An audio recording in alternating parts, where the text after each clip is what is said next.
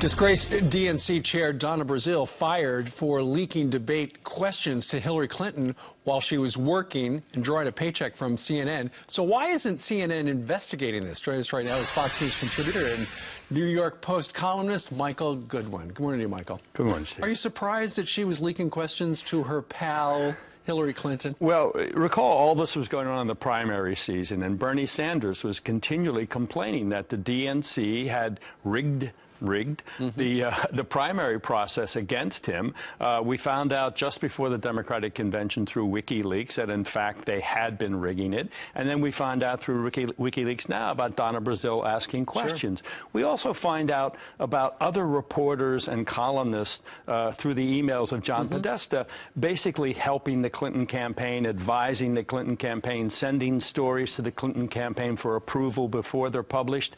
So I think we've learned a lot about this confederacy between left-wing media members and the Democratic Party. Absolutely. And it's a huge embarrassment for the guy who runs CNN, because his employee, who he hired, Donna Brazile, leaking the questions out there.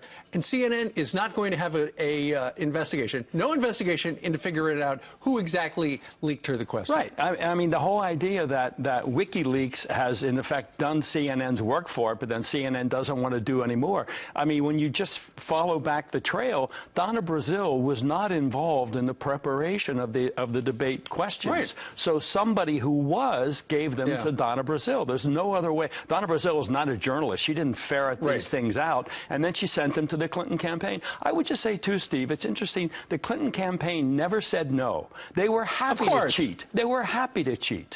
You know, right now, Michael, the polls are tight, but the coverage is lopsided. It's all about Donald Trump is a terrible person, the worst person ever to run for president of the United States, and we can't explain why they're tied. Yeah, right.